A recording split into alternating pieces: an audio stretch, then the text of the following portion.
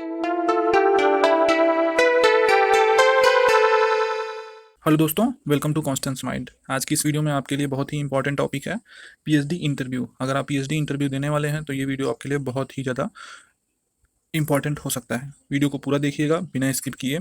Interview में किस प्रकार से प्रश्न आते हैं, कैसे कैसे क्वेश्चन पूछे जाते हैं, पहला प्रश्न आपसे इंटरव्यूअर क्या पूछ सकते हैं, इंटरव्यू देते समय आप किन बातों का ध्यान रखें जो बहुत ही ज़्यादा जरूरी हैं, कौन कौन से प्रश्न अनिवार्य होते हैं, कैसे होगा आपका सिलेक्शन, सारी बातें इस वीडियो में डिस्कस होंगी।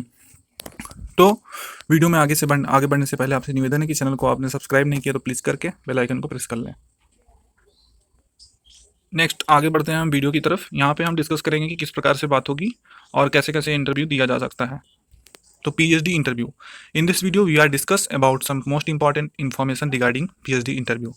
सबसे पहले इंटरव्यू का माइंडसेट में क्या है, when you have to go out to give an interview, that intense movement combined with the uncertainty of what may happen next lead to a lot of dilemmas, nervousness in the mind. मतलब आपके दिमाग में जो इतने nervousness होते हैं कि अब क्या होगा, इसको आपने अपने माइंड से निकाल देना है। तो ये आपका माइंडसेट बन जाना है कि एक अच्छा सा माइंडसेट कि किस तरह से हमें एकाग्र रहना है। ठीक है, तो आप पहले से इसके लिए प्रिपेयर हैं, आपका माइंडसेट गुड होना चाहिए। अब दूसरा पॉइंट यहाँ पे आप देख रहे हैं फेलोशिप के रिगार्डिंग। फेलोशिप रिगार्डिंग में मतलब ये है कि आप जिस भी यूनिवर्सिटी में जा रहे हैं इंटरव्यू देने, आप वहाँ से पहले उसकी टर्म एंड कंडीशन देख लें कि वहाँ पे मतलब फंडिंग की क्या टर्म्स एंड कंडीशन है। क्योंकि अगर आप CSI या नेट और JRF हैं तो आपको कुछ ना कुछ तो स्टाइपेंड मिलेगा। JRF वालों को तो मिलना है, नेट वालों को भी कुछ ना कुछ मिलता है। लेकिन कुछ कुछ यूनिवर्सिटी में UGC नॉन नेट फेलोशिप भी चलती है, तो उसको आप पहले से चेक कर लें। ये इसके रिगार्डिंग है, तो ये आपको पहले से चेक करना है। वो जो नेट फेल हो चुके हैं या CSI या नेट या फिर कोई भी UGC नेट अगर नहीं पास है, नेट JRF तो। अब आते हैं इंटरव्यू के मेन मुद्दे पे। सबसे पहले क्या होता है, introduction. Now as you soon as start your interview they will ask you to introduce yourself. सबसे पहले जब इंटरव्यू स्टार्ट होता है तो वहाँ पे आपसे बोला जाएगा कि आपने अपने आप को इंट्रोड्यूस कीजिए। तो यहाँ पे क्या करना है कि you need to introduce yourself in a way relevant to the context of the PhD topic or field you want to choose. For example, you want to become a molecular biologist. Mention the same in your introduction. Like this, I am an aspiring molecular biologist willing to make an impact in the field of hand. Then you mention your area of interest. मतलब इसमें करना क्या है कि जैसे आप मान लीजिए कि मॉलिकुलर बायोलॉजिस्ट के लिए इंटरव्यू देने आए हैं, तो आपको सबसे पहले अपने इंटरव्यू के कॉन्टेस्ट जो है उसको भी उसमें मेंशन करना है। फिर उसमें रिसर्च एरिया ऑफ इंटरेस्ट को भी, सारी चीज़ें आपको मेंशन करके अपने आप को अच्छे से इंट्रोड्यूस करना है। और यहाँ पे मेन मुद्दा ये है कि आपको घबराना बिल्कुल नहीं है। उसके बाद आता है next, start with Y.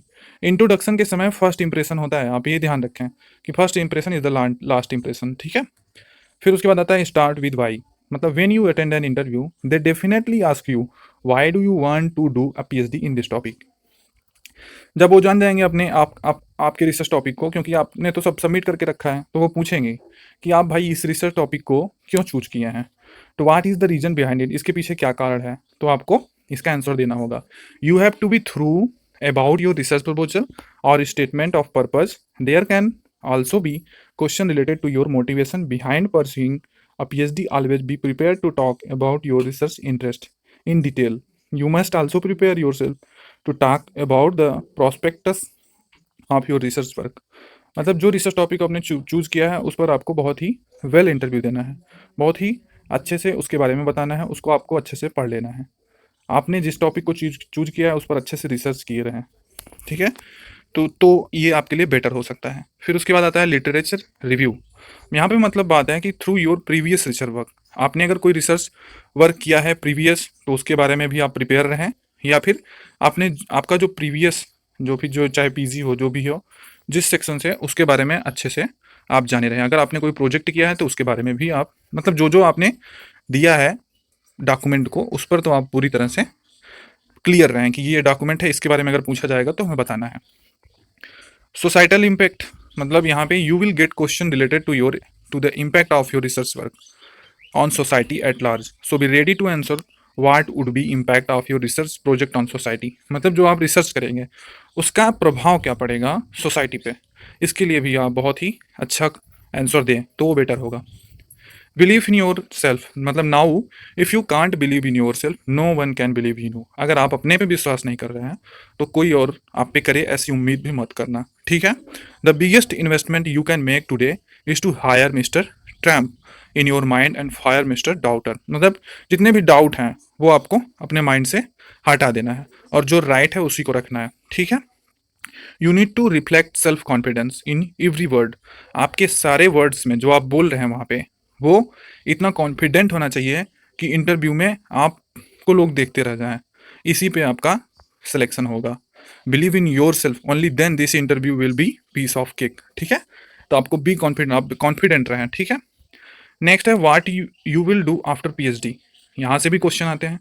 You need to be ready with answer for question like this, ठीक है। मतलब आपका पीएचडी के बाद, आप कंप्लीट होने के बाद आपका प्लान क्या है। तो now this question is not as simple as it looks. ये क्वेश्चन देखने में जितना सिंपल है उतना होता नहीं है। If you just blabber something randomly you will definitely not get through the interview. You must show a strong research enthusiasm to pursue and contribute your dream research in a lab where you can intellectuality to good use beyond your PhD as well। मतलब आप PhD करने के बाद अपने आप को एक अच्छे तौर पे प्रस्तुत करें। ये नहीं कि कुछ भी उठा के बोल दें, ठीक है। उसके लिए भी आपको अच्छे से प्रिपेयर रहना है। अब आता है इसके बाद स्टे अप टू डेट।